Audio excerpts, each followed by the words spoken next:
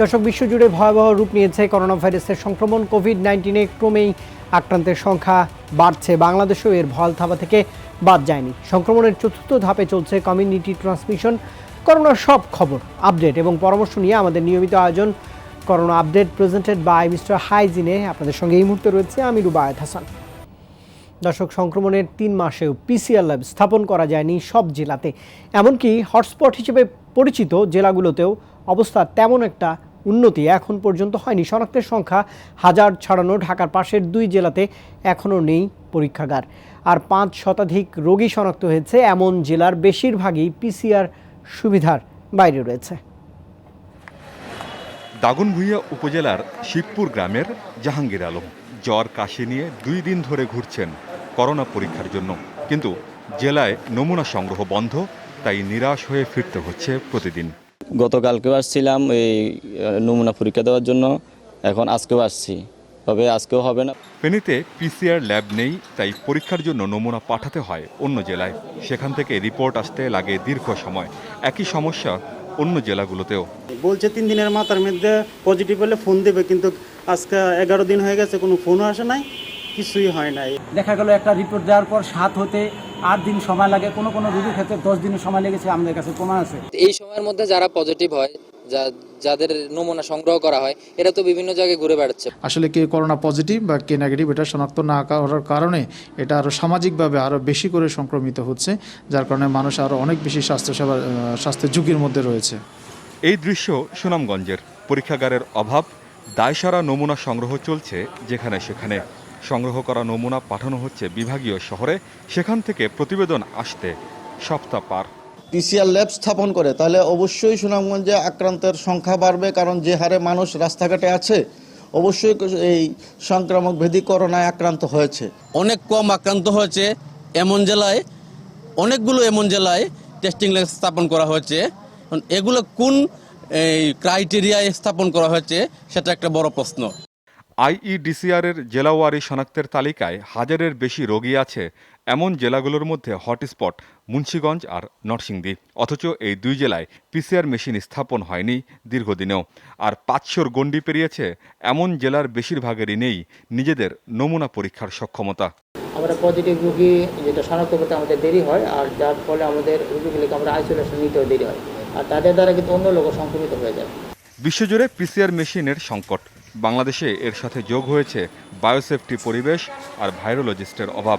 তাই চাহিদাপত্র পাঠিয়েও দীর্ঘদিনে পরীক্ষাগার নির্মাণে সাড়া মিলছে না। আমাদের সচিব স্বাস্থ্য সেবা বিভাগ বরাবর আমি পিসিআর ল্যাবের জন্য একটা আবেদন করেছি। একটি পিসিআর ল্যাব স্থাপন হলে আমাদের যেটা হবে যে হয়তো আমরা একটু বেশি সংখ্যক টেস্ট করতে পারি অথবা দ্রুত রেজাল্ট পাবো। বিশ্ব স্বাস্থ্য সংস্থা দুনিয়াব্যাপী সতর্কতা জারি করে গত 30 জানুয়ারি। মাঠ পর্যায়ের কর্মকর্তারা মনে করেন সময় মতো পদক্ষেপ নেওয়া হলে প্রথম 3 মাসেই 64 জেলায় একটি করে পরীক্ষাগার স্থাপন সম্ভব ছিল। আমিন বাবু, যমুনা নিউজ। করোনার নমুনা পরীক্ষার কিট সংকটের বিষয়টি বেশ আলোচিত। জানা গেছে 2 রঙের লাল ও হলুদ কিটে পরীক্ষা হচ্ছিল দেশের পিসিআর ল্যাবগুলোতে, কিন্তু হলুদ কিটের সংকটে বন্ধ ছিল বেশ কয়েকটি ল্যাব, যাতে এই ব্যাপক সংক্রমণের সময়ে ব্যাহত হয়েছে পরীক্ষাও। বিশেষজ্ঞরা বলছেন একাধিক সরবরাহকারী প্রতিষ্ঠান থাকলে হয়তো এই সংকট দেখা দিত না। দরকার ছিল আরও আগেই ব্যবস্থা নেবার। স্বাস্থ্য অধিদপ্তর অবশ্য জানিয়েছে ফ্লাইট জটিলতায় সময় মতো আনা যায়নি কিট। করোনা রোগের সংখ্যায় বিশ্বে বাংলাদেশের অবস্থান 17তম, আর জনসংখ্যা বিবেচনায় নমুনা পরীক্ষার হারে 148তম। এই কঠিন পরিস্থিতি আরও কঠিন করেছে কিট সংকট। এজন্য আরটিপিসিআর ল্যাব ও নমুনা সংগ্রহ বন্ধ ছিল নোয়াখালী, ফেনী, নারায়ণগঞ্জ, ময়মনসিংহ, চট্টগ্রাম, বরিশাল সহ বেশ কিছু এলাকায়। সকাল 8টা থেকে এখানে অপেক্ষা করতেছি, এখন তো কোনো ডাক্তার নাই, কোনো কিট নেই, এখন রিটার্ন যাইতেছি। আজকে অন্তত 200 লোক আসছে, আমি নমুনা দেবো, বাট নমুনা নেওয়া হচ্ছে না। ওনাদের ভাষ্য হচ্ছে যে আমাদের কাছে কোনো কিট নাই। স্বাস্থ্য বিভাগের অনিয়মের অভিযোগ পুরনো। অভিযোগ উঠেছে করোনায় নকল মাস্ক, মানহীন উপকরণ, পুরনো পিসিআর মেশিন কেনার। কিট সংকটের বিষয়টিও দুর্নীতির ধারাবাহিকতা বলে মনে করেন সরকার দলীয় এমপি একরামুল করিম চৌধুরী। স্বাস্থ্য মন্ত্রণালয়ের মিটু সিন্ডিকেট যতক্ষণ পর্যন্ত ভাঙ্গা না যাবে, এই স্বাস্থ্য মন্ত্রণালয়ে কখনো ভালো অবস্থান থাকবে না। বিশেষজ্ঞরা বলছেন দক্ষতা ও স্বচ্ছতার পরিচয় পাওয়া যাচ্ছে না, যার প্রতিফলন ঘটেছে রোগ নির্ণয় ও চিকিৎসা সেবায়। চাহিদা আছে, সমস্যাও থাকবে, কিন্তু সেটা মোকাবেলা করেই আগাতে হবে আমাদের, যাতে ঘাটতি না হয়।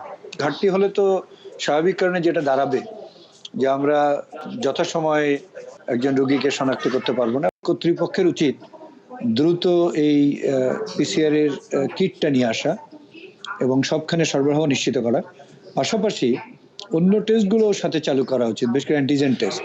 স্বাস্থ্য অধিদপ্তর অবশ্য বলছে চাহিদার কারণে কিট সংকট বিশ্বব্যাপী। ফ্লাইট জটিলতায় দেশে বেড়েছে সমস্যা। এটা চলমান প্রক্রিয়া, ইম্পোর্টেড জিনিস আসছে প্রক্রিয়াধীন, এটা তো আমার দেশে পাওয়া যায় না, এটা তো আনতে হবে বিদেশ থেকে। এখন হলো ফ্লাইট শিডিউল, সারা বিশ্বেই সাপ্লাই, প্রক্রিয়ামেন্ট এন্টিটি তো আমাদের সিএমএসডি, এবং এটা আমাদের শুরু থেকেই হলো 15 লাখের 1.5 মিলিয়নের ডিমান্ড দেওয়া আছে। বারবার চেষ্টা করেও এ বিষয়ে কেন্দ্রীয় ঔষধাগারের বক্তব্য পাওয়া যায়নি। রাসেল আহমেদ, যমুনা নিউজ, ঢাকা। এদিকে করোনা শনাক্তের 111তম দিনে মৃত্যু হয়েছে আরও 40 জনের। নতুন করে শনাক্ত হয়েছেন 3,868 জন রোগী। এ নিয়ে করোনায় মোট প্রাণহানি 1,661 জন। শনাক্তের তুলনায় মৃত্যুহার 1.27%। 24 ঘন্টাতে নমুনা পরীক্ষা হয়েছে 18,498টি। এখন পর্যন্ত দেশে করোনায় মোট আক্রান্তের সংখ্যাটা 1,30,474 ছাড়িয়ে গেছে। স্বাস্থ্য অধিদপ্তরের নিয়মিত অনলাইন ব্রিফিংয়ে জানানো হয়েছে, গত 24 ঘন্টায় পরীক্ষার তুলনায় শনাক্তের হার প্রায় 22.91%। 24 ঘন্টায় সুস্থ হয়েছেন আরও 1,638 জন, যা শনাক্ত বিবেচনায় সুস্থতার হার 40.72%।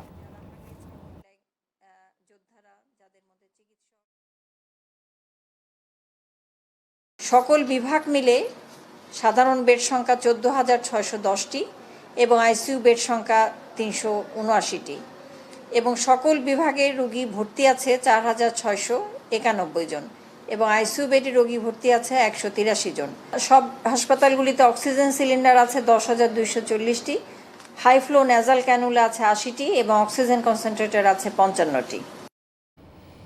করোনাতে কাজ হারিয়ে গ্রামে ফেরা মানুষেরা না পাচ্ছেন উপার্জনের কোনো পথ, না মিলছে সরকারি কোনো সহায়তা। বিশ্লেষকরা বলছেন, এসব মানুষের জন্য কর্মসংস্থানের ব্যবস্থা করা না গেলে নেতিবাচক প্রভাব পড়বে স্থানীয় আর্থসামাজিক পরিস্থিতির উপর। সহকর্মী মেহরুল সুজন একটি প্রতিবেদন তৈরি করেছেন। ভবিষ্যৎটা একদম ধ্বংস করে ফেলছে এটা। ভবিষ্যৎ পরিকল্পনা, আমাদের একটা পরিকল্পনা ছিল, আমার ছেলেকে লেখাপড়া শিখাইছি, আমার মেয়ে থেকে লেখাপড়া শিখাইতেছিলাম। 25 বছর ধরে ঢাকার একটি পোশাক কারখানায় কাজ করতেন সারিয়াকান্দির জাহিদুর রহমান। চাকরি হারিয়েছেন জুনের শুরুতে। ছেলে শেষ করেছে স্নাতক, ভেবেছিলেন ছেলের চাকরি হলে সংসারে আসবে সচ্ছলতা। কিন্তু করোনা দুর্যোগে উলটপালট 30 বছর আগে রাজধানীতে আসা এই মানুষটির সব হিসেব নিকেশ। একজন অফার দিছে যে ভাই এই কাজ ছাড়া তার কাজ নাই, এখন পাট কাটা চলতেছে, চরের ভিতরে পাট কাটেন না, আপনি 300-400 টাকা করে আপনি পাবেন, মজুরি পাবেন। আমি তো অভ্যস্ত না, আমি তো শিক্ষিত মানুষ। এমন স্বপ্নভঙ্গ নিয়ে প্রতিদিনই রাজধানী ছেড়ে উত্তরে ফিরছে মানুষ। সচ্ছলতার আশায় যারা বছরের পর বছর কাটিয়েছেন রাজধানীতে, তাদের প্রায় সবার গল্পই সুজাবাদের এই তরুণের মতো। এই যে 10 বছরে যতটুকু আমি গোছাই নিয়েছিলাম, যে আমি অনেক দূর আসছিলাম, ঠিক আমি এরকম 10 বছর পিছনে পড়ে গেলাম এই 2-3 মাসের মধ্যে। কেউ বেকার হয়ে ফিরছেন, কেউ আবার ফেরার পর হারাচ্ছেন চাকরি। বাড়ি ফিরেও জুটছে না কাজ। স্থানীয় ভোটার না হওয়ায় পাচ্ছেন না সরকারি সহায়তাও। সুপারভাইজারে ফোন দিয়ে বলছে, তোমার নাম কাটতে দেওয়া হয়ে গেছে, তুমি আর আইসো না। এবং আমি যে বেতন পাইতাম ওই মাসে, তো বেতনটাও পাইনি। কোনো কাজকর্ম নাই বা কোনো জায়গার যে যাবো কিছু একটা করবো, সেরকমও তো প্রসেস নাই। স্থানীয় সরকার বিশ্লেষকরা বলছেন, একদিকে কর্মহীন দশা, অন্যদিকে আর্থসামাজিক বাস্তবতায় গ্রামে ফেরা পরিবারগুলোর সংকট হচ্ছে আরও ঘনীভূত। একটা প্রতিযোগিতা তৈরি হবে, অর্থাৎ এই মানুষগুলোর সঙ্গে স্থানীয় মানুষদের কিন্তু বিভিন্ন সেবা পাওয়ার ক্ষেত্রে প্রতিদ্বন্দ্বিতাটা শুরু হবে। বিপর্যস্ত এই পরিবারগুলোর জন্য স্থানীয় সরকার প্রতিষ্ঠানগুলোর আন্তরিকতা বৃদ্ধির পাশাপাশি তাদের কর্মসৃজনে রাষ্ট্রীয় উদ্যোগ নেওয়া জরুরি বলেই মনে করেন এই বিশ্লেষক। স্থানীয় সরকার প্রতিষ্ঠানগুলি এদেরকে যারা আসলেন তাদের এলাকায়, তাদেরকে তালিকাবদ্ধ করা, তাদের অবস্থাটা কি অবস্থায় আছেন সেটাকে আবার একটু নিয়ে আসা। মেহেরুল সুজন, যমুনা নিউজ, বগুড়া। বন্ধুদের সঙ্গে হাসি কষ্ট শেয়ার করার সময়টা যেন গ্রাস করে নিচ্ছে করোনা ভাইরাস, অথচ পৃথিবীর সব রঙগুলো তাদের অনুভূতিতে নতুন করে ধরা দেবার কথা ছিল কৈশোরেই। না চাইলেও ঘরবন্দি কাব্যই এখন তাদের বাস্তবতা। কঠিন সময়টা কিভাবে সামাল দিচ্ছে কৈশোরের চরিত্ররা, সেটাই জানাচ্ছেন সহকর্মী ফারহানা ন্যান্সি। বয়সটাই জানি কেমন, নিজের মন কি চায় সেটাই অজানা। এই সময়টায় যেন বন্ধুরাই বেশি আপন, কিন্তু মহামারী, লকডাউন শব্দগুলোর শক্ত প্রভাবে কৈশোরের আপন গতিবিধিও ঠিক রাখা দায়। কিভাবে কাটছে তাদের নিত্য ঘরবন্দি জীবন? গ্যাজেট সমাচারেই দিনের অনেকটা সময় কেটে যায়। তবু পড়াশোনার চাপ কম থাকায় ঘরবন্দি সময়টায় লামিয়ার মতো অনেকে বইকে বন্ধু বানিয়েছে। ভালো মুভির তালিকাটাও সমৃদ্ধ করছে। বন্ধুহীন জীবন কারই বা ভালো লাগে, কিন্তু সিচুয়েশনটাই এখন উইয়ার্ড, দূরে থাকতেই হচ্ছে। কিন্তু টেকনোলজি তো আছে, যখন ইচ্ছা হয় ফ্রেন্ডদেরকে ফোন দেই, কথা হয়, ভিডিও কলে দেখা হয়। বন্ধুদের মিস করছে নিট। প্রযুক্তি তাতে সাহায্যের হাত বাড়ালেও সময় তো কাটতে চায় না। বিরক্তিকর একটা সময়ের মধ্যে বই পড়ে এই টিভি দেখি, আম্মুরে হেল্প করি মাঝে মাঝে, এই নিয়ে চলে যায় সারাদিন। আয়শার মতো কেউ আবার গ্যাজেটের শেকল থেকে নিজেকে মুক্ত করার চেষ্টাতে খোলা আকাশের নিচে অক্সিজেনের সাথে সখ্যতা করে। আড্ডাটা দিলে আমি বাসায় বসে দিই। এখন তো অনলাইন সব টেকনোলজি আছে, ভিডিও কল, হোয়াটসঅ্যাপ, মেসেঞ্জার, এগুলো থেকেই তো সব আমি কানেক্ট করতে পারছি। করতে ভালো লাগে না, এই গ্যাজেটে আমাদের একটা এখন সাথীর মতো। যেভাবেই কাটুক মহামারীর কঠিন সময়টা, অপেক্ষা প্রাণবন্ত আড্ডায় হারিয়ে যাওয়ার। আশা শীঘ্রই কাটবে রংহীন এই দিনগুলো। ফারহানা ন্যান্সি, যমুনা নিউজ, ঢাকা। দর্শক, করোনায় তৃতীয় লিঙ্গের কেউ কি আক্রান্ত হয়েছেন বা মারা গেছেন? না, এমন কোনো তথ্য এই মুহূর্তে স্বাস্থ্য অধিদপ্তরের কাছে নেই। আসলে তথ্য থাকার কোনো ব্যবস্থাই নেই। তৈরি করা নিবন্ধন ফর্মে উল্লেখ রয়েছে শুধু পুরুষ অথবা নারী। ফর্মে ছক না থাকলেও তৃতীয় লিঙ্গের কেউ কেউ উপসর্গ নিয়ে গেছেন টেস্ট করাতে। তাদের অভিযোগ, হেনস্থা হয়ে ফিরতে হয়েছে নমুনা না দিয়েই। কমলাপুর রেল কলোনি, টুকটুকির চোখে মুখে এখনো কৈশোরের ছাপ স্পষ্ট। জীবন চলছিল স্টেশনে কাজ করে, কিন্তু থমকে দিয়েছে করোনা মহামারী। গেল মাসে জ্বর, ঠান্ডা, কাশি হলেও মেলেনি করোনা পরীক্ষার সুযোগ। আমার জ্বর হয়েছে, ঠান্ডা লাগছে, এরকম একটা ভাব হয়েছিল করোনার। আমি তো ভয় পেয়ে গেছি। মানুষেরা কইলে ফ্রি সরকারি ওষুধ দেয়, কোন জায়গায় কই না কেউ। ও কয় ওই জায়গা, ও কয় ওই জায়গা, কোন জায়গায় যাবো আমি? তৃতীয় লিঙ্গের কেউই করোনা পরীক্ষার সুযোগ পাচ্ছেন না বলে অভিযোগ কলোনির বাসিন্দাদের। কেউ কেউ উপসর্গ থাকলেও চিকিৎসা নিতে চান না ভয় আর ভ্রান্ত ধারণা থেকে। কারণ কেউ কেউ পরীক্ষা কেন্দ্রে শিকার হয়েছেন হেনস্থার। আমরা যখন আমাদের করোনা টেস্ট করাতে যাচ্ছি, তখন দেখা যাচ্ছে যে আমরা সাধারণ মানুষের পাশে দাঁড়ালেও আমাদের সেখান থেকে একটু অন্যরকম করে অন্যদিকে ঠেলে দিচ্ছে। সিরিয়াল চলে যাচ্ছে যে আমি সবার আগে দিচ্ছি, আমার পরে 50-60 জন চলে যাচ্ছে, কিন্তু আমার কোনো ডাকাডাকি হচ্ছে না। আমি তাদেরকে রেফার করব যে কিভাবে, সেই সুযোগটা আমার কাছে নেই। আমি পারছি না তাদেরকে কোথাও কোনো সরকারি সুযোগ আছে কিনা বা কোথাও কোনো প্রাইভেট সুযোগ আছে কিনা, মানে বিশেষ করে করোনার আক্রান্ত রোগীদের জন্য। স্বাস্থ্য অধিদপ্তর নারী পুরুষ বয়সভেদে আক্রান্ত মৃত্যুর নানান তথ্য দিলেও জানায় না তৃতীয় লিঙ্গের খবর। সরকারি স্বীকৃতি থাকলেও তাদের ফর্মে নেই তৃতীয় লিঙ্গ। আমাদের কাছে অন্তত পক্ষে নাই যে শুধু পুরুষ মহিলা আলাদা করে যে সংখ্যাটা আমাদের আসছে, সেটা কিন্তু আমাদের মাথায় আছে যে তৃতীয় লিঙ্গ যেটা আপনারা বলছেন যে সেটা কিন্তু বিবেচনার মধ্যে আছে। এখনো ডাটার মধ্যে কিন্তু সেইভাবে কিন্তু আলাদা করে ওই ডাটাগুলো কিন্তু আমাদের কাছে এখনো ভিজিবল না। নাগরিক হিসেবে অন্যান্যদের মতো স্বাস্থ্যসেবা নিশ্চিত করার দাবি তৃতীয় লিঙ্গের এসব মানুষদের। সাব্বির আহমেদ, যমুনা নিউজ, ঢাকা। করোনা সংকটের শুরু থেকে দায়িত্বশীল রাজনৈতিক দলের ভূমিকা পালন করেনি বিএনপি, বরং সরকারের সমালোচনাকে নিজেদের রাজনৈতিক কৌশল হিসেবেই কিংবা দর্শন হিসেবে বেছে নিয়েছে এই দলটি। এমন মন্তব্যই করেছেন আওয়ামী লীগের সাধারণ সম্পাদক ওবায়দুল কাদের। শুক্রবার সকালে অনলাইন ব্রিফিংয়ে তিনি আরও বলেছেন, করোনা মোকাবেলায় কোনো দেশের পূর্ব প্রস্তুতি শতভাগ ছিল না। শুরু থেকে নানা সীমাবদ্ধতা সত্ত্বেও দিনরাত পরিশ্রম করে সংক্রমণ রোধে কাজ করে যাচ্ছে সরকার। বলেছেন, প্রযুক্তি আর সামাজিক যোগাযোগের উন্মুক্ত প্রবাহের কালে তথ্য গোপনের কোনো সুযোগ নেই। সরকারের সেই ইচ্ছে নেই বলেও জানিয়েছেন দলের এই সাধারণ সম্পাদক। এবং চিকিৎসা যে সকল সুরক্ষা যত্রতত্র মাস্ক গ্লাভস সরকারের সমালোচনাকে নিজেদের রাজনৈতিক কৌশল কিংবা দর্শন হিসাবে বেছে নিয়েছে। এতে বিএনপি জনসমর্থন কি আদৌ বেড়েছে? যে কোনো গঠনমূলক পরামর্শ কিংবা ভুল ধরিয়ে দিলে সেটা গ্রহণ করার সৎসাহস শেখ হাসিনা সরকারের আছে। জ্বর ও শ্বাসকষ্টে শুক্রবারও 2 জেলায় 3 জন মারা গেছেন। সকালে জামালপুরে মারা গেছেন 30 বছর বয়সী এক দিনমজুর। কয়েকদিন আগে জ্বর শ্বাসকষ্ট নিয়ে ঢাকা থেকে বকশীগঞ্জের নিজের বাড়িতে ফেরেন তিনি। অবস্থার অবনতি হলে হাসপাতালে নেওয়ার চেষ্টাও করেছেন স্বজনরা। এদিকে রাজশাহীতে জ্বর, সর্দি, কাশি এবং শ্বাসকষ্টে মারা গেছেন এক বৃদ্ধ। রাজশাহী মেডিকেলে আইসিইউতে চিকিৎসাধীন ছিলেন তিনি। এছাড়া নিজের বাড়িতে মারা গেছেন 85 বছরের এক আইনজীবী।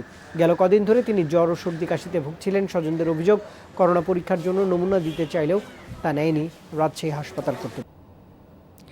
করোনা ভাইরাসে আক্রান্ত হয়ে বাংলাদেশ ব্যাংকের চেঞ্জ ম্যানেজমেন্ট উপদেষ্টা আল্লাহ মালিক কাজেমি মারা গেছেন। শুক্রবার বিকেলে এভারকেয়ার হাসপাতালে চিকিৎসাধীন অবস্থায় তিনি প্রাণ হারান। তার মৃত্যুতে বাংলাদেশ ব্যাংকের গভর্নর ফজলে কবির শোক প্রকাশ করেছেন। আল্লাহ মালিক কাজেমি 2001 থেকে 2005 সাল পর্যন্ত বাংলাদেশ ব্যাংকের ডেপুটি গভর্নর হিসেবে দায়িত্ব পালন করেছেন। তত্ত্বাবধায়ক সরকারের সময় থেকে তিনি কেন্দ্রীয় ব্যাংকের পরামর্শক হিসেবে গুরুত্বপূর্ণ দায়িত্ব পালন করে আসেন। অভ্যন্তরীণ ও বিশ্ব অর্থনীতি সহ অর্থনীতির নানা গতি প্রকৃতি অত্যন্ত দক্ষতার সাথে পর্যালোচনা করায় পারদর্শী ছিলেন কাজেমি। দর্শক, এই মুহূর্তে আপনারা দেখছেন corona update presented by mister Hygiene. নিচ্ছি একটা বিরতি, আমার সঙ্গেই থাকবেন নিশ্চয়ই।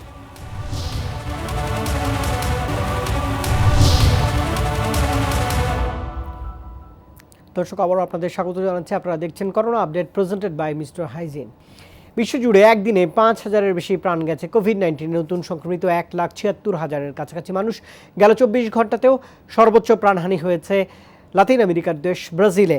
বৃহস্পতিবার দেশটিতে 1,180 জনের প্রাণ গেছে। কোভিড-19-এ 40,600-এরও উপর নতুন আক্রান্ত হয়েছেন। মেক্সিকোয় একদিনে প্রাণ গেছে 947 জনের। যুক্তরাষ্ট্রে মৃত্যু হয়েছে 594 জনের। নতুন সংক্রমণ 37,600-এরও বেশি মানুষের। আর লকডাউন শিথিলের পর ইউরোপের কিছু দেশে বেড়েছে সংক্রমণ। ইউরোপে দ্বিতীয় দফায় ভাইরাস বিস্তার নিয়ে সতর্কতা জারি করেছে বিশ্ব স্বাস্থ্য সংস্থা। বিশ্বে করোনা ভাইরাসের সংক্রমণের সংখ্যা 98 লাখ ছাড়িয়ে গেছে। মোট প্রাণহানি 4,94,000-এর বেশি। এদিকে মার্কিন যুক্তরাষ্ট্রে এ পর্যন্ত করোনা ভাইরাস সংক্রমণের শিকার অন্তত 2 কোটি মানুষ, যা সরকারি হিসেবের প্রায় 10 গুণ বলে দাবি মার্কিন গবেষণা প্রতিষ্ঠান সেন্টার ফর ডিজিজ কন্ট্রোল বা সিডিসির। দ্বিতীয় দফায় কোভিড-19 সংক্রমণ বেড়ে চলেছে দেশটির বেশ কয়েকটি অঙ্গরাজ্য। মহামারী যখন কিছুটা নিয়ন্ত্রণে, তখন আগামী সপ্তাহ থেকে কড়াকড়ি শিথিলের ঘোষণা যুক্তরাজ্যের। তার আগে অবশ্য গা ছাড়া ভাব ব্রিটিশদের। ব্রিটেনের সমুদ্র সৈকতে উপচে পড়া ভিড়ের এ ছবি ভাইরাল হয়েছে সামাজিক যোগাযোগ মাধ্যমে, যেখানে দেখা যায়নি স্বাস্থ্যবিধি মানার বালাই।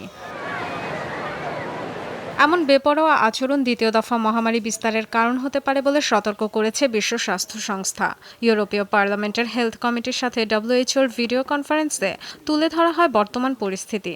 বলা হয় আগামী সপ্তাহেই সংক্রমণ 1 কোটিতে আর মৃত্যুর সংখ্যা পৌঁছাতে পারে 5 লাখে। তবে 1 বছরের মধ্যে করোনার টিকা পাওয়া যাবে বলে আশাবাদ জানান সংস্থার মহাপরিচালক।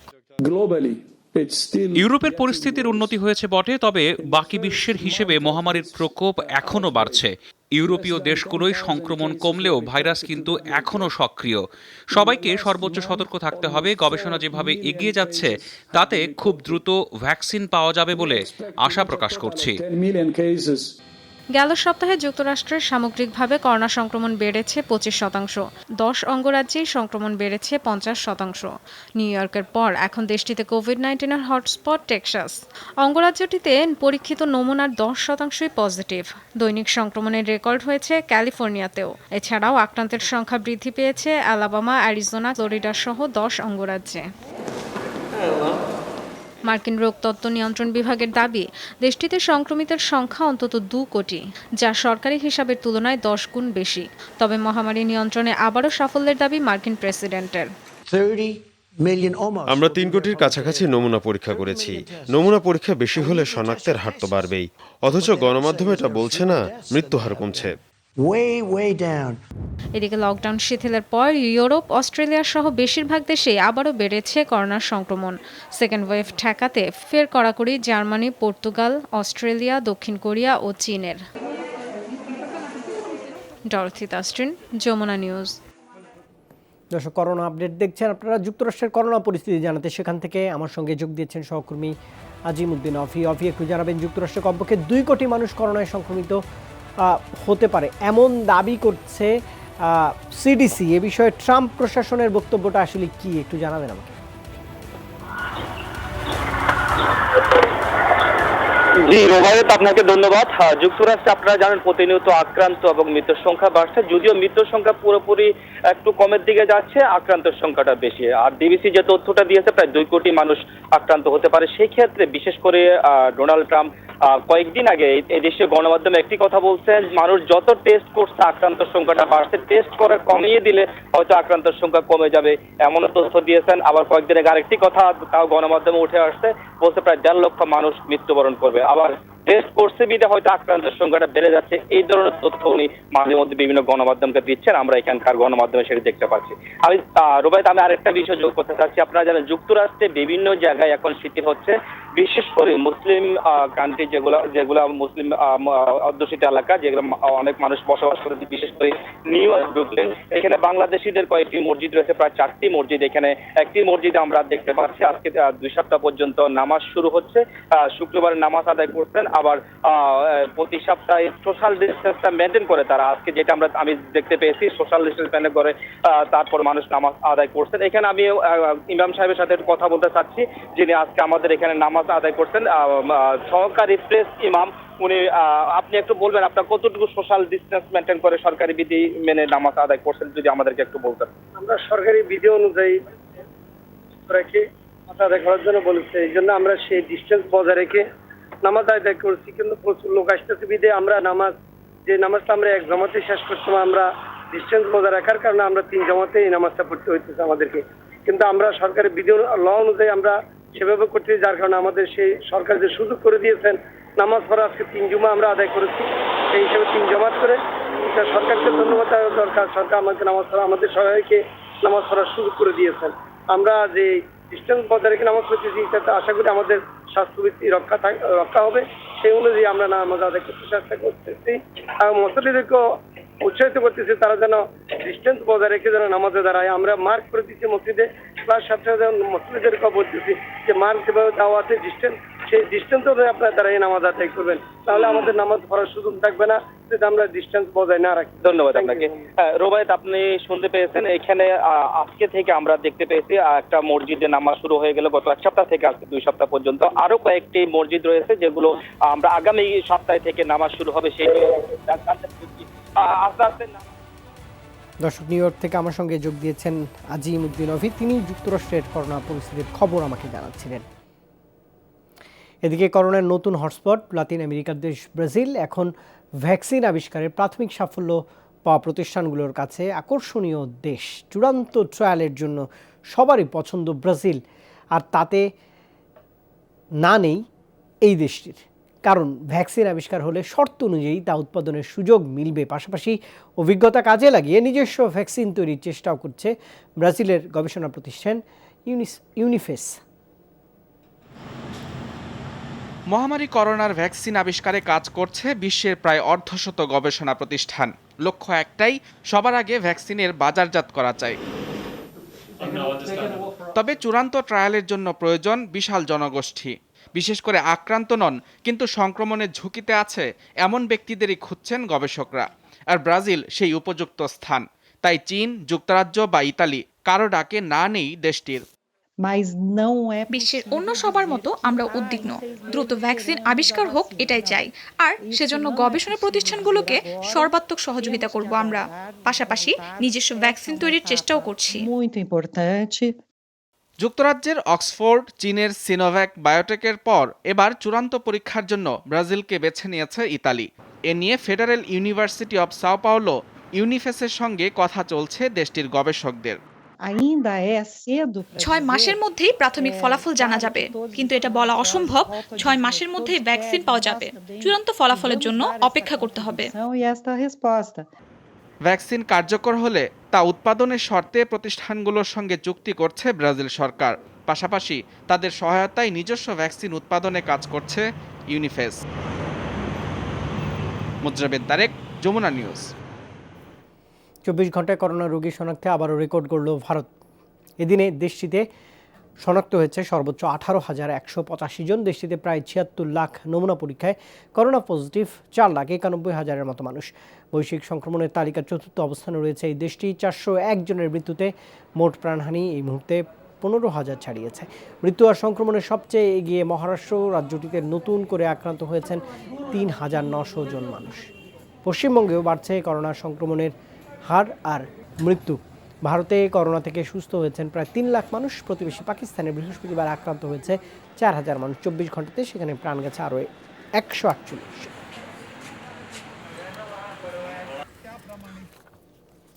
অন্যদিকে কয়েকদিন বাড়ার পর চীনে আবারও কমতে শুরু করেছে প্রাণঘাতী কোভিড-19-এর প্রকোপ। শুক্রবার দেশটির স্বাস্থ্য মন্ত্রক জানিয়েছে বেইজিংয়ে নতুন করে 11 জন আক্রান্ত হয়েছেন। গেল 19 দিনের মধ্যে শুক্রবারই সবচেয়ে কম রোগী শনাক্ত হয়েছে বলে জানানো হয়েছে সেখানকার প্রশাসনের তরফ থেকে। 2 সপ্তাহ আগের একাধিক শহরে আবারও প্রকোপ বাড়ে। কোভিড-19-এর পরিস্থিতি নিয়ন্ত্রণে লকডাউন করা হয় বিভিন্ন শহরে। অবশ্য ধীরে ধীরে অবস্থার উন্নতি হচ্ছে বলে জানিয়েছে সেখানকার কর্তৃপক্ষ। চীনে এখন পর্যন্ত 4,600-র বেশি মানুষের প্রাণ গেছে কোভিড-19-এ। বাবা মা করোনা মুক্ত, কিন্তু নবজাতকের শরীরে ধরা পড়েছে এই ভাইরাসটি। এই ঘটনা উত্তর আমেরিকার দেশ মেক্সিকোতে। চিকিৎসকরা এটিকে নজিরবিহীন বলছেন। অনুমান করতে পারছে না কিভাবে সংক্রমিত হলো গর্ভের সন্তান। নবজাতকের শরীরে করোনা ভাইরাস সংক্রমিত হওয়ার ঘটনা খুবই কম।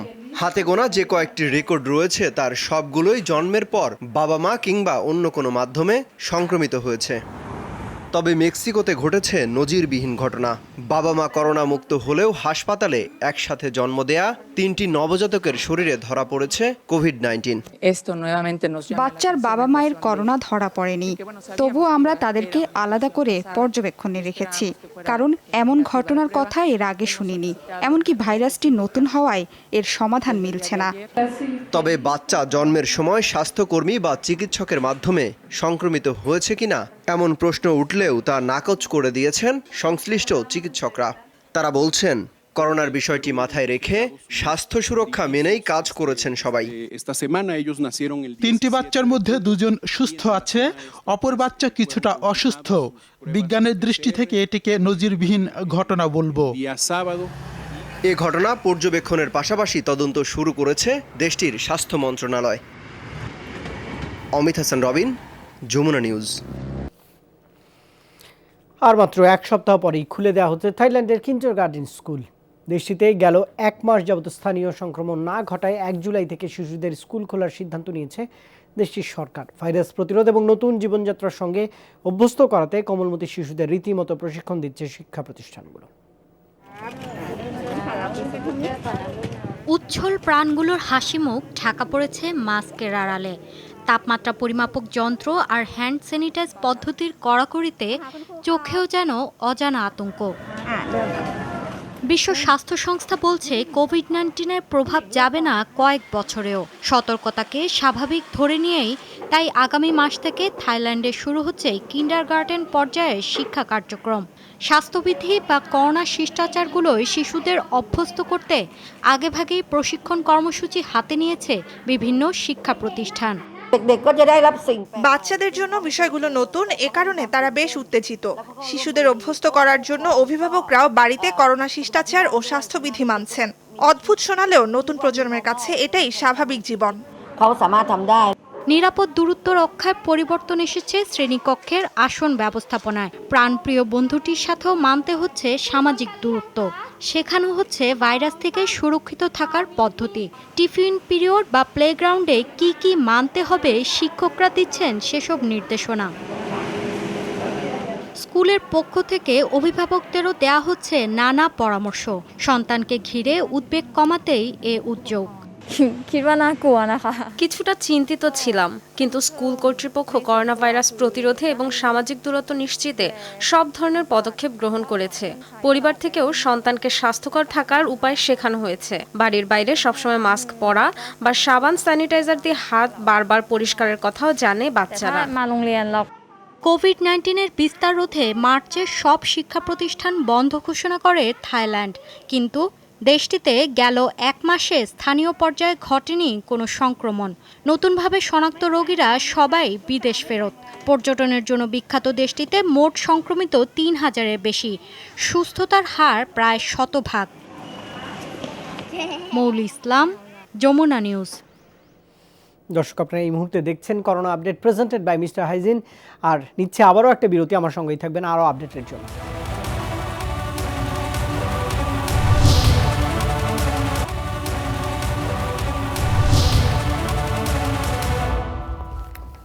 দর্শক, আবারও স্বাগত। আপনারা এই মুহূর্তে দেখছেন corona update presented by mister Hygiene. করোনাকালে অস্থির নিত্যপণ্যের বাজার। সপ্তাহের ব্যবধানে সবজির দাম বেড়েছে কেজিতে 10 থেকে 20 টাকা পর্যন্ত। ভরা মৌসুমেও চড়া চালের দাম। সপ্তাহ দুয়েকের ব্যবধানে কেজিতে দাম বেড়েছে 5 টাকা। রসুনের দাম কিছুটা কমলেও আগের দামে বিক্রি হচ্ছে পেঁয়াজ আর আদা। ক্রেতারা বলছেন, তদারকির অভাবে সংকটকে পুঁজি করে একটি মহল পকেট কাটছে সাধারণ মানুষের। সপ্তাহের ব্যবধানে দাম বেড়েছে বেশিরভাগ সবজির। এ তালিকায় সবচেয়ে এগিয়ে আছে মরিচ। প্রতি কেজির দাম হাঁকা হচ্ছে 110 থেকে 120 টাকা। বেগুন, পেঁপে, পটল কেজিতে 10 টাকা বেড়ে বিক্রি হচ্ছে 50 টাকায়। 65 থেকে 70 টাকায় বিক্রি হচ্ছে করলা। ক্রেতারা বলছেন, পর্যাপ্ত সরবরাহ থাকার পরও বাড়তি টাকা গুনতে হচ্ছে তাদের। গ্যাসের সপ্তাহের তুলনায় এই সপ্তাহে প্রতি কেজিতে 20 টাকা 10 টাকা প্রতিটা মালের দাম বাড়তি। যেমন কালকে আমরা কাঁচামরিচ কিনছি 300 টাকা পাল্লা, আজকে কিনে আছে 450 টাকা পাল্লা। স্বাভাবিক কীভাবে এটা আমাদের জন্য কষ্ট করি।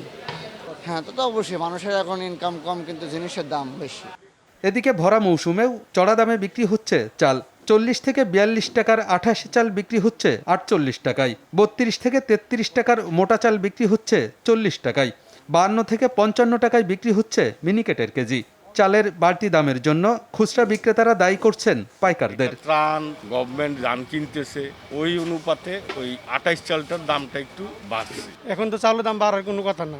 সিজনের তুলনায় 100-150 টাকা 200 টাকা কমার কথা, যে উল্টা 200 টাকা 250 টাকা বাইরে গেছে। সিন্ডিকেটের কারণে আসলে চাউলের দাম বাড়তেছে। করোনার কারণে অনেকেরই আয় কমে গেছে, বিশেষ করে গরিব মানুষ যারা ছিলেন, দিন আনতেন দিন খেতেন, তাদের খুব কষ্ট হচ্ছে আর।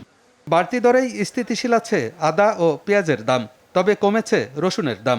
সপ্তাহের ব্যবধানে 130 টাকার রসুন বিক্রি হচ্ছে 100 থেকে 110 টাকায়। গত সপ্তাহ থেকে সব জিনিসের দাম মোটামুটি কম আছে অনেক। মুসুর ডাল হইতেছে আপনার আগে ছিল 120 টাকা 30 টাকা বিক্রি করতেন, বর্তমানে 110 টাকা বিক্রি করতেছেন আমরা। পেঁয়াজ 45 টাকা, আদা 140 টাকা, রসুন বেচতেছে 110 থেকে 100 টাকা। আদার দামটা একটু বাড়ছে, তারপর আর আনুষঙ্গিক ওই যে মশলা টসলার দামগুলো স্বাভাবিকই আছে। ইলিশ ছাড়া গেল সপ্তাহের তুলনায় বেশিরভাগ মাছের দাম কমেছে বলে দাবি বিক্রেতাদের, যদিও এ নিয়ে ভিন্ন মত আছে ক্রেতাদের। বোয়াল মাছ, এই যে 5 কেজি বোয়াল মাছ 400 টাকা, 400 টাকা হইলো আইর মাছ, কেজিতে 50 টাকা 100 টাকা কম। শুক্রবার হিসেবে আজকে একটু দাম কম, কাস্টমার নেই তো। মাছ অতিরিক্ত আছে কিন্তু কাস্টমার নেই। সব কিছুর দামে ঊর্ধ্বগতি, কারণ দেশের যে দুর্যোগ পরিস্থিতিতে মধ্যবিত্ত লোকদের বাঁচার কোনো রাস্তা নাই। বাজারে আগের চড়া দামেই বিক্রি হচ্ছে গরু, খাসি ও মুরগির মাংস। আলমগীর হোসেন, যমুনা নিউজ, ঢাকা। অন্যদিকে বন্দরনগরী চট্টগ্রামেও দিনকে দিন অস্থিতিশীল হয়ে উঠছে বাজার। উৎপাদন স্বল্পতা আর গাড়ি ভাড়া বৃদ্ধির অজুহাতে বেড়েছে সব ধরনের শাকসবজি, মাছ আর মাংসের দাম। ফলে বিপাকে পড়েছেন সেখানকার নিম্ন ও মধ্যবিত্তরা। করোনার এই সময়েও বাজারে অস্থিরতার নেপথ্যে সিন্ডিকেটের কারসাজিকে দুষছেন অনেকেই। করোনার এই দুঃসময়ে কর্মহীন হয়েছে অনেকে, আবার আয় রোজগার কমেছে অনেকের। এমন অবস্থার মধ্যেই বাড়ছে নিত্য প্রয়োজনীয় পণ্যের বাজার। মাত্র 4 দিনের ব্যবধানে মরিচের দাম বেড়েছে দ্বিগুণ। 80 থেকে 100 টাকায় বিক্রি হচ্ছে কাঁচামরিচ এবং টমেটো। গত সপ্তাহের তুলনায় প্রতিটি সবজি বিক্রি হচ্ছে কেজিতে 10 থেকে 20 টাকা বেশিতে। টমেটো 100 টাকা, কেজি 40 টাকা। কি ভাইয়া কদিন আগে তো ফির কেজি 30 টাকা চাল দাম বাড়তি। শুধু এটা ছাড়া কোনো মরিচ নেই, এমনি জায়গার কোনো মরিচ নেই, কারণে দাম একটু বাড়তি। সিমের দামটা একটু বাড়তি। আর তিতকরলা এখন আপনার বৃষ্টি পড়ার কারণে তিতকরলা এখন মানে ভালো করে উৎপাদন হইতেছে না। পর্যাপ্ত সরবরাহ থাকলেও ব্যবসায়ীদের দাবি বৃষ্টির কারণে উৎপাদন কমেছে, বেড়েছে গাড়ি ভাড়াও। দাম বাড়ার এমন অজুহাতে ক্ষুব্ধ ক্রেতারা। সবই সিন্ডিকেটের কারসাজি বলে মনে করেন তারা। মনে করেন যে জায়গাতে আমরা 2000 টাকা দিয়ে গাড়ি আনতাম, এই জায়গাতে 4000 ডবল গাড়ি ভাড়া, সেই জন্য একটু মালের দাম একটু 2-5 টাকা 10 টাকা করে বাড়ে গেছে। আপনার লাগবে 10 কেজি, আসতেছে 2 কেজি, এভাবে মালটা তো দাম হবে। এক দোকান থেকে মাল নিলাম, 500 টাকার সবজি নিলাম, এক ব্যাগও হয়নি, দাম বেশি। কি করে, আমরা তো কাস্টমার হিসেবে তো আমরা না কিনেও পারতেছি না, কারণ কিনতে হচ্ছে, আমরা বাধ্য। মাছ মাংসের দামও চড়া। ব্রয়লার মুরগি বিক্রি হচ্ছে 160 টাকা কেজি দরে। সমুদ্রে মাছ ধরা বন্ধ, এমন অজুহাতে সব ধরনের মাছের দাম বেড়েছে কেজিতে 20 থেকে 50 টাকা পর্যন্ত। তো খাইতেছে যে দাম বাড়ছে তা না, মুরগি কম জন্য দাম বাড়ে গেছে। 130, 120, এখন 160 দাম। এখন তো সরকারিভাবে আপনার সাগরের মাছ মারা বন্ধ, মাছ মারা স্টার্ট হয়ে গেলে মাছ অ্যাভেলেবেল হয়ে যাবে। তবে গত কিছুদিন ধরে বাড়তে থাকা চালের দাম স্থিতিশীল রয়েছে চলতি সপ্তাহে। কমেছে আদা, রসুন এবং পেঁয়াজের দামও। আরিফুর রহমান সবুজ, যমুনা নিউজ, চট্টগ্রাম। টাঙ্গাইলের মধুপুরে মানবেতর জীবন কাটছে ক্ষুদ্র নৃগোষ্ঠী সম্প্রদায়ের মানুষের, যাদের মধ্যে বেশিরভাগ নারী কাজ করতেন বিভিন্ন পার্লারে। করোনায় কয়েক মাস ধরে পার্লার বন্ধ থাকায় কর্মহীন হয়ে পড়েছেন এই সমস্ত নারীরা। বাধ্য হয়ে অনেকেই কাজ করছেন চাষাবাদে। মধুপুর উপজেলার 55টি গ্রামে ক্ষুদ্র নৃগোষ্ঠী সম্প্রদায়ের বাস। এর মধ্যে 2 শতাধিক নারী কাজ করেন বিভিন্ন জেলার পার্লারে। করোনার কারণে 3 মাস ধরে পার্লার বন্ধ, তাই জীবিকার টানন পড়েছে তাদের। পেটের তাগিদে কর্মহীন অনেক নারী কাজ জুটিয়েছেন কৃষিখাতে। আনারসের বাগানে শ্রম দিচ্ছেন তারা, বাকিরা কাটাচ্ছে মানবেতর জীবন। ঢাকা থেকে আসছি 3 মাস হয়েছে, তো আমরা তো তেমন কিছু নিয়ে আসতে পারি না। বেতন পাই নাই, 4 মাসের বেতন নিয়ে আসি নাই, যা হাতে ছিল এটা নিয়ে বাড়িতে আসছি। দেশে আসার পরে কৃষিকাজ, তারপরে কলা বাগানে, তারপরে আনারস বাগানে অনেক কিছু কাজ করতে আসি। মাত্র 250 টাকা আমরা পাই। এই 250 টাকা তো আমরা কোনো চলতে পারতেছি না। টাঙ্গাইলের এই জনগোষ্ঠীর সঠিক পরিসংখ্যান নেই সাহায্য সংস্থাগুলোর কাছে, তাই বিভিন্ন সামাজিক সংগঠন খাদ্য সহায়তা দিলেও তা যথেষ্ট নয়। করোনাকালে টিকে থাকতে সরকারি সহায়তার দাবি মধুপুর কল্যাণ ট্রাস্টের। সংগঠনের পক্ষ থেকে আমরা কিছু অনুদান তুলে তাদেরকে দিচ্ছি, কিন্তু এটা আর অল্প। আমরা আমাদের সংগঠনের তেমন কোনো ফান্ড নাই। তাদের জন্য যদি সরকারের মধ্য থেকে কিছু অনুদানের ব্যবস্থা যদি করতো তাহলে অনেক উপকার হইতো আর কি। প্রশাসনের পক্ষ থেকে সব ধরনের সহায়তার আশ্বাস দিলেন উপজেলা নির্বাহী অফিসার। যারা কর্মহীন হয়ে এখন এখানে বাড়ি এসে বসে আছে, তাদের তালিকা পাওয়ার প্রেক্ষিতে জেলা প্রশাসক মহোদয় তাদের জন্য উপযুক্ত সহায়তার ব্যবস্থা করবেন। মহামারী কবে শেষ হবে আর কবেই বা ফেরা হবে স্বাভাবিক জীবনে, সেই দুশ্চিন্তায় এখন কাজ হারানো মানুষগুলোর। সিয়াম বিনতে মাহফুজ, যমুনা নিউজ। রাজধানীতে করোনার রেড জোন হিসেবে চিহ্নিত পূর্ব রাজাবাজার পার করেছে লকডাউনের 19তম দিন।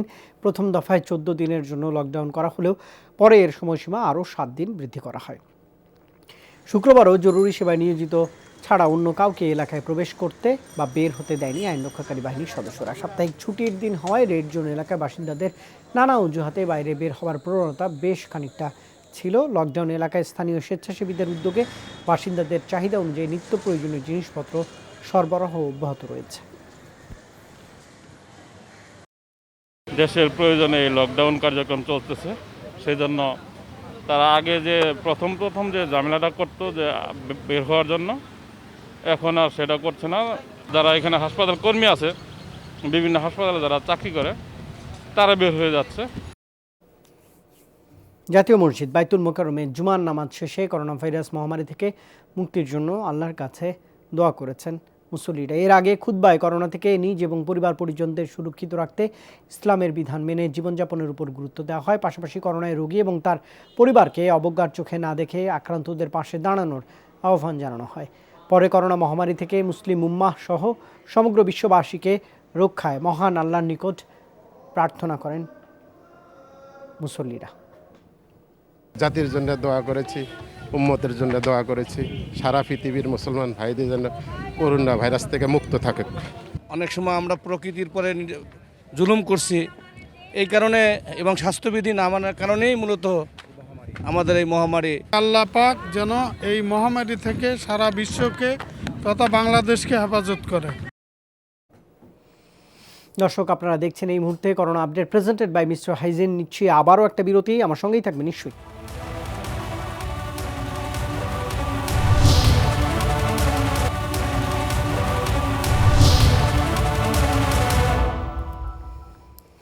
দর্শক, আবারও স্বাগত। আপনারা এই মুহূর্তে দেখছেন corona update presented by mister hygiene.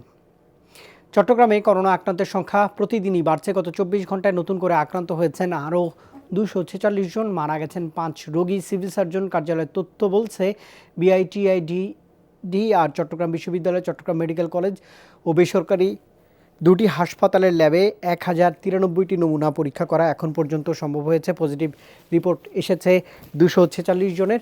এ নিয়ে চট্টগ্রামে মোট আক্রান্ত 7446 জন। 24 ঘন্টায় 5 জন সহ এখন পর্যন্ত করোনায় মারা গেছেন 160 জন। বর্তমানে হাসপাতালে আইসোলেশনে রয়েছেন 367 জন রোগী আর হোম কোয়ারেন্টিনে রয়েছেন 606 জন।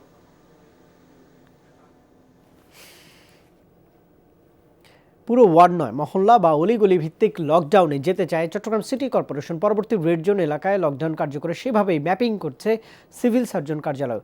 এতে সুফল মিলবে বলেও আশা করছে এই সংস্থা দুটি। চট্টগ্রামে লকডাউনের পর প্রথম দিকে 10 নম্বর উত্তর কাট্টলী ওয়ার্ডের চিত্র ছিল এমন। ভৌগোলিক অবস্থান, জনসংখ্যা, আয়তনে বড় হওয়ায় এখানে লকডাউন শতভাগ কার্যকর করতে বেগ পেতে হয়েছে সিটি কর্পোরেশনকে। এমন অভিজ্ঞতায় রেড জোন হিসেবে চিহ্নিত অপর 9 ওয়ার্ডে মহল্লা বা অলিগলি ভিত্তিক লকডাউনের পরিকল্পনা সিটি কর্পোরেশনের। এমন প্রস্তাবনা দেওয়া হয়েছে স্থানীয় স্বাস্থ্য বিভাগকেও। ছোট এলাকায় বা কোনো একটা রাস্তা বা কোনো একটা পাড়া বা কোনো একটা মহল্লা, ওইগুলো যদি আমরা লকডাউন করি তাহলে দেখা যাবে আমাদের যেই সরকারের যে পরিকল্পনাটা আছেন জীবনে এবং জীবিকার যে সমন্বয় সেটা নিশ্চিত করা যাবে। সিভিল সার্জন কার্যালয়ের দাবি, চট্টগ্রামের রেড জোনভুক্ত 10 ওয়ার্ডের 11টি এলাকায় সংক্রমণের হারে পরিবর্তন হয়েছে এর মধ্যেই। পরবর্তী লকডাউনের জন্য সেভাবেই ম্যাপিং করছেন তারা। আমরা এখন আরও ছোট ছোট পরিসরে আমরা চেষ্টা করছি একটা তালিকা করা, যেটা একটা ওয়ার্ডের ভিতরে হয়তো 10টা ভাগ করবো বা 5টা ভাগ করে এই ভাগে কতজন রোগী আছে আমরা কাজ করে যাচ্ছি। এবং এটা মনে রাখতে হবে যে পরবর্তী 14 দিনে কিন্তু এখন যে রেড আছে সে হয়তো হলুদেও চলে যেতে পারে। তবে রেড জোন এলাকায় নমুনা পরীক্ষা না বাড়িয়ে মহল্লা ভিত্তিক লকডাউন কতটা কার্যকর হবে তা নিয়ে সংশয় আছে চিকিৎসকদের। টেস্টের আওতায় আনতে হবে, একদিনের মধ্যে টেস্টের রেজাল্ট দিতে হবে এবং সংস্পর্শে গেছেন তাদেরকে ট্রেস করতে হবে। 3 নাম্বার হচ্ছে তাদের প্রপার ট্রিটমেন্টের ব্যবস্থা করতে হবে। এইটুকু কার্যকর করা না গেলে তাহলে এই ধরনের জোনাল লকডাউন কার্যকর হবে বলে আমি মনে করি। ঢাকার পরেই অন্যতম হটস্পট চট্টগ্রাম, যেখানে এখন পর্যন্ত 7,000-এর বেশি আক্রান্ত, মারা গেছে 150 শতাধিক। আরিফুর রহমান সবুজ, যমুনা নিউজ, চট্টগ্রাম। করোনার দুঃসময়ে চট্টগ্রামে সাধারণ মানুষের চিকিৎসা সেবায় অনুষ্ঠিত হলো ফ্রি মেডিকেল ক্যাম্প। নগরীর ফিরিঙ্গি বাজারে জাকির হোসেন হোমিওপ্যাথি কলেজে এই ক্যাম্প স্থাপন করেন কেন্দ্রীয় যুবলীগের নির্বাহী সদস্য দেবাশিস পাল দেবু। সকাল থেকে সন্ধ্যা পর্যন্ত এই ক্যাম্পে সাধারণ মানুষকে সেবা দেন চিকিৎসকরা। পাশাপাশি বিনামূল্যে ওষুধও সরবরাহ করা হয়। সেখানে প্রধানমন্ত্রীর নির্দেশনা অনুযায়ী এই ক্রান্তিকালে অসহায় মানুষের চিকিৎসা সেবা নিশ্চিত করতে এলাকা ভিত্তিক এই ক্যাম্প শুরু করেছেন যুবলীগ নেতারা।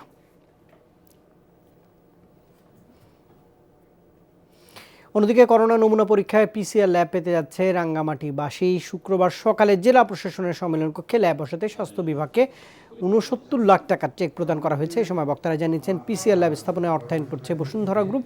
অনুষ্ঠানে জেলা প্রশাসক A K M. Mamunur Rashid, police super Alamgir কবি সহ বিশিষ্টজনরা সেখানে উপস্থিত ছিলেন।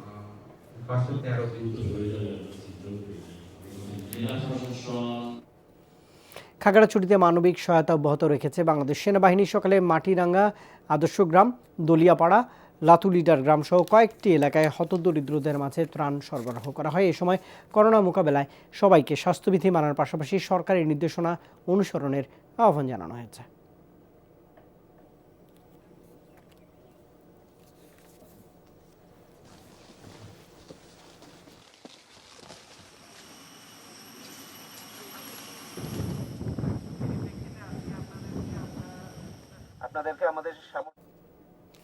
আর দর্শক, এই ছিল এখনকার মতো corona update presented by mister হাইজিনে। এতক্ষণ আমার সঙ্গে থাকার জন্য সবাইকে ধন্যবাদ।